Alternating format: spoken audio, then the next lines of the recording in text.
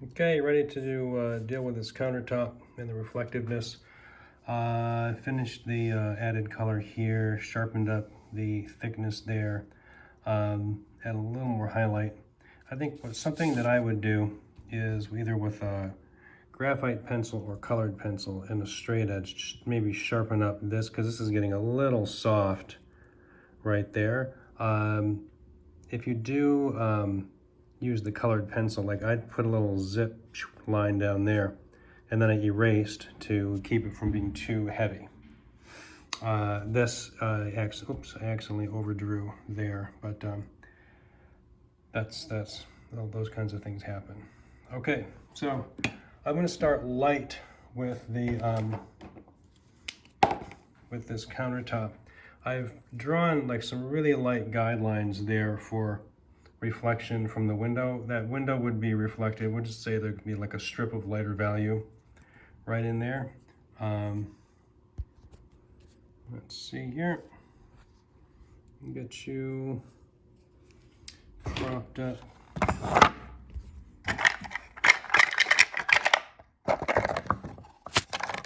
Let's see how well, there we go.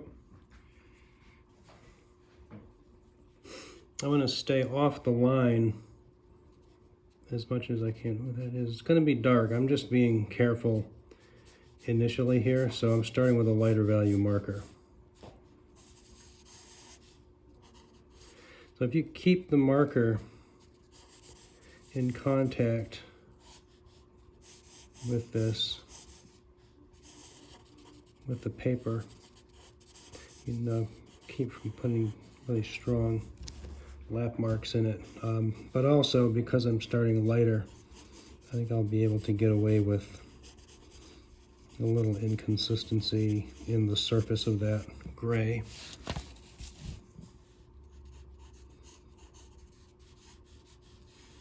Okay, I'm just trying to keep this here. If I can, I want to leave a highlight on the on that edge, but I don't have to worry too much about it. Now here's where it can be a little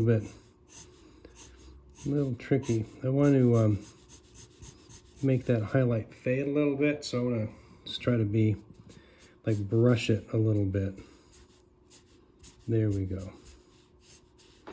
That's probably the more challenging thing to try to pull off right there. You can add white on this like very dark value. You can add white to it, but it's a little, it might not be the most reliable thing. You know, the white does go down pretty clear on the gray, on like a really dark marker, but sometimes it's just like you have to really like pile the pencil on too much, and instead of it looking like a reflective countertop, it looks like something with a bunch of pencil all over it. Okay, now here, make longer marker strokes, trying to go all the way, and keep going quickly and lightly. I'm not pressing really hard. There. Good. Not bad. So I want to do this lighter just in case I goofed it up. I can fix it. I'm going to put this in here. Maybe like switch to the brush nib. There. Breathe.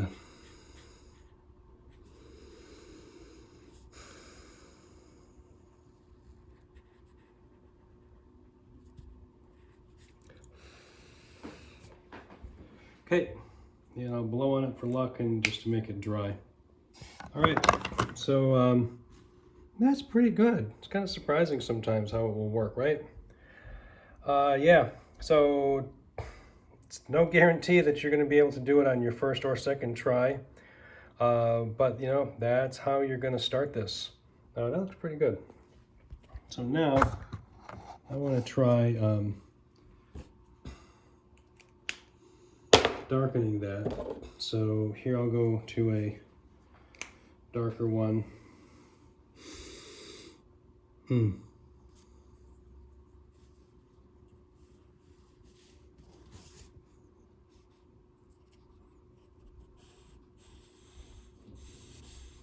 Good.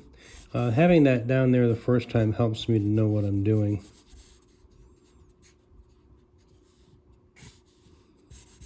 So then you just gotta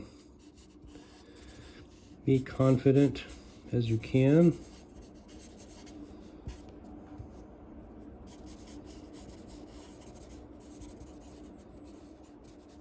As I know I've said before, this is difficult, so give yourself some space to practice and learn.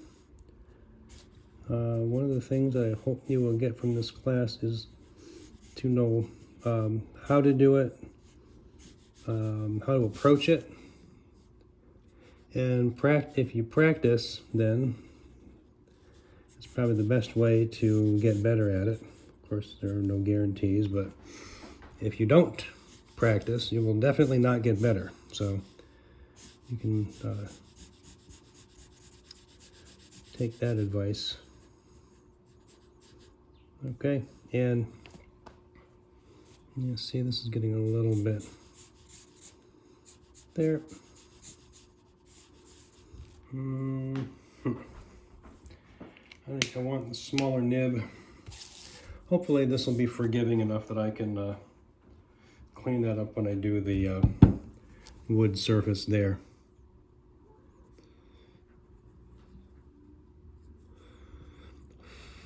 Good. I make that thickness go out a little farther.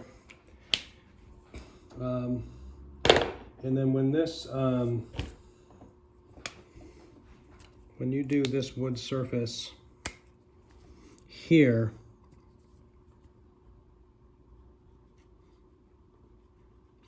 I believe, actually, I think what I'm going to do first is give myself a guideline with a pencil.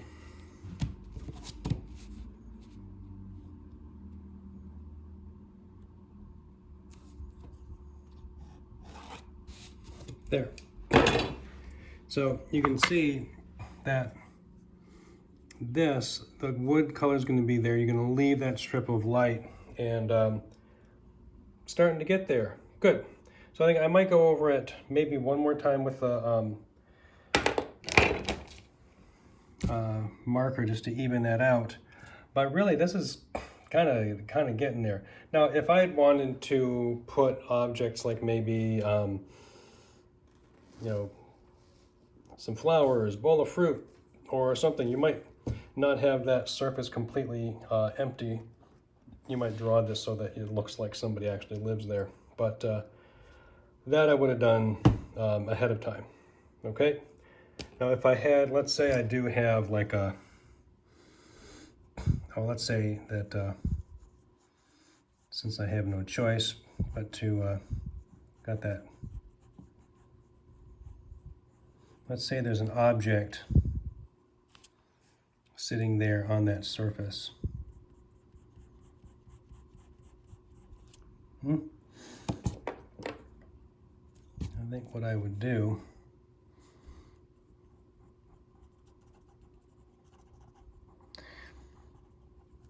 give it a little bit of a like stronger edge there. Let's say it's a white sphere.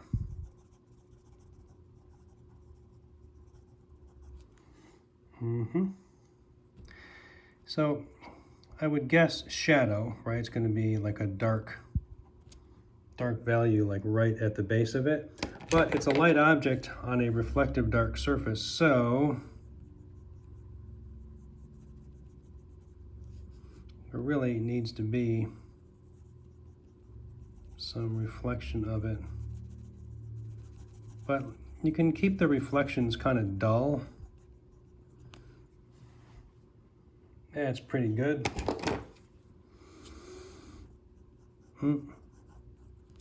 Okay. If that were like a cup,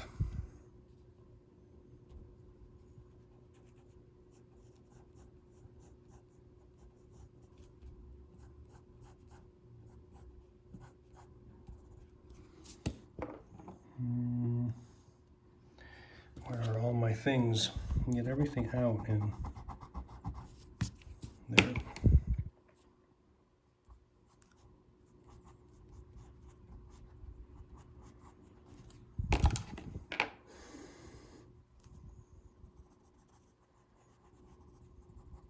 Let's say I have a little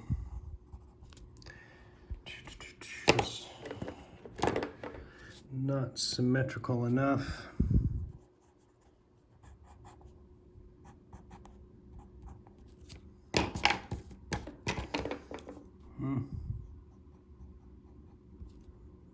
Better.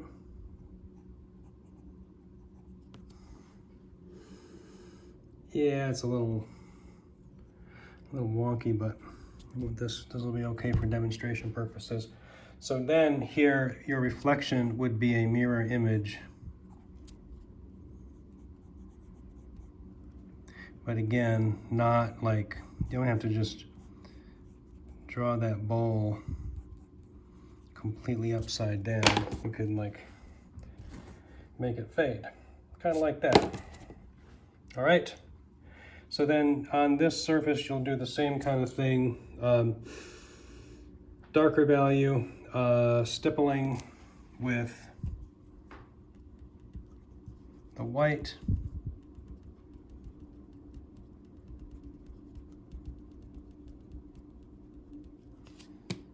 Maybe some black.